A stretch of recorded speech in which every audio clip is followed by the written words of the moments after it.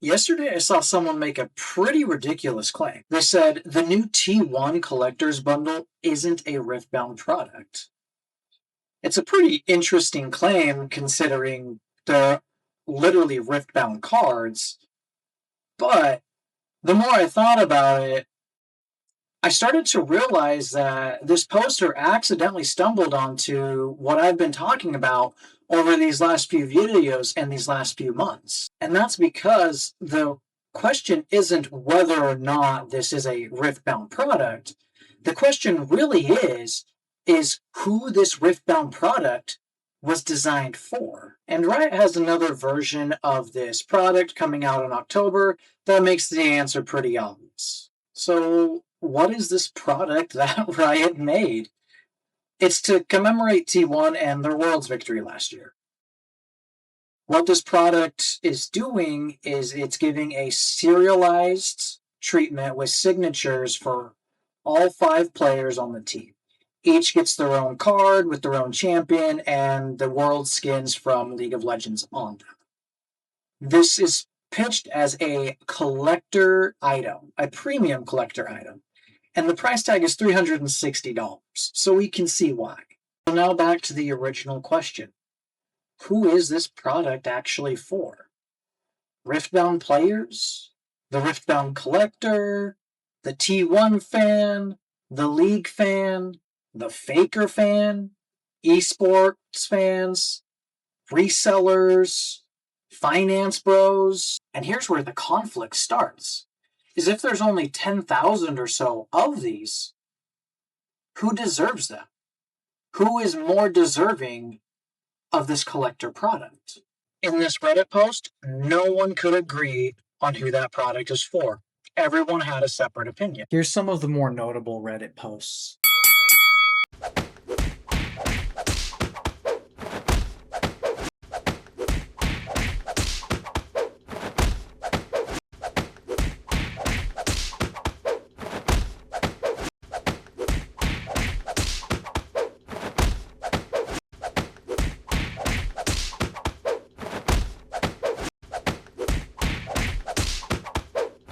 If you didn't read those posts, that's fine. You're not really missing out on anything. That's why I didn't read them to you. But now let's get into the question that actually matters. Confucius once asked, who has more claim to a Faker Riftbound card? Someone who plays Riftbound every Friday but barely follows League, or somebody who has watched Faker compete for 10 years but has never played a single game of Riftbound? Yeah, that was definitely Confucius. And the fact that Confucius asked this question, probably, so many years ago, is quite telling. It tells us something important about modern TCGs. You know, I argued recently in past videos that TCGs aren't just card games anymore. And this is what it looks like once companies start designing around that. This is the same collaboration, same 5 players, same card game. But these products cater to 2 completely different customers. We have the $360 Signature Edition, where they call it the Collector Premium Edition type thing. And then we have the $70 edition, where it's specifically catered towards players that want to put these cards into their decks. This is bigger than Riftbound. In Magic, you have the players, you have the competitive, and then you also have the more casual commander. Those are 2 completely different types of players as well. Then you have Final Fantasy fans, Marvel fans, Lord of the Rings fans, Warhammer fans within that. You have speculators, investors. Pokemon, same thing. You have the players, you have collectors, you have nostalgia fans, you have speculators, investors. You have, then in Riftbound, you have the players, you have League fans, you have esport fans, you have T1 or other team fans. You also have speculators and investors. The game isn't always the fandom anymore. And before, these TCG companies, their fandom was just the TCG players. Increasingly, these cards are now the thing connecting multiple fandoms together. But if these cards are what are connecting multiple sections or multiple parts of a fandom together, it all sounds great until all of those different parts of the fandom want the same limited product. And that's where we've run into this really big issue with this T1 signature box. Is you have 6, 7 different types of audiences all wanting the same thing, but Riot created it for just one of the groups. But everybody wants it. So who's more deserving? And this is why that Reddit post is so interesting, is because on there was so much discussion about what they should do. Because there was a lot of frustration with a lottery system because some people want it and they think they're more of a fan than other people. They're like, I've bought all the Riftbound sets. I've played since day one. I want this.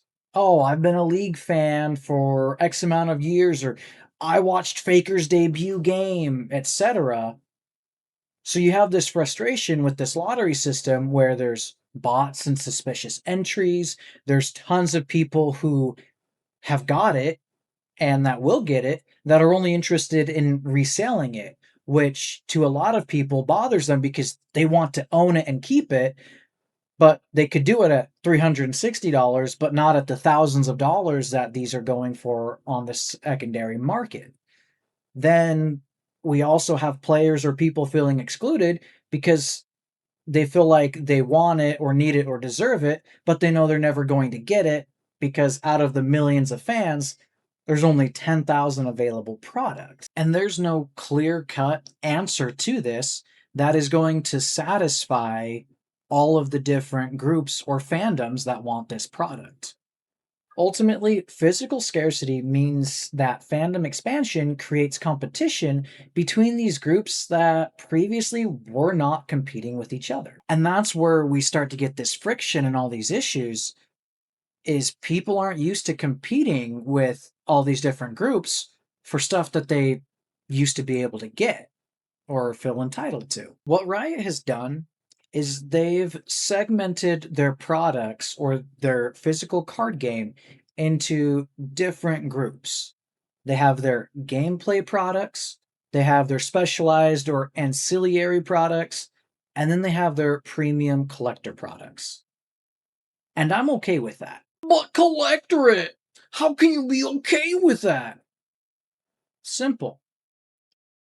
We could be like Pokemon, where they don't have any product segmentation and nobody can get cards. Players can get cards if they want to buy them, but they can't really open them or anything like that. At least with what Riot has done, is they can make the T1 collector set, they can make those cards shine and make them gorgeous, put a premium on them. But it's not stopping people from getting the $70 bundle and being able to play with the T1 cards. Back to the Reddit post. So, is this a Riftbound product? Of course it is. But does every Riftbound product need to be designed primarily for someone who plays Riftbound?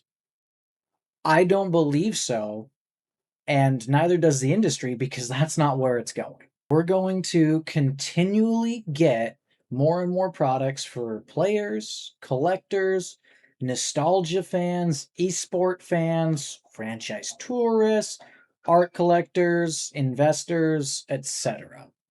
And honestly, just for people who may never touch the game. As I've said in older videos, TCGs aren't just card games anymore. And the next step in that progression might be accepting that not every TCG product is even going to be made for the TCG player. With that said, who should get priority? The T1 fan or the Riftbound player? Let me know.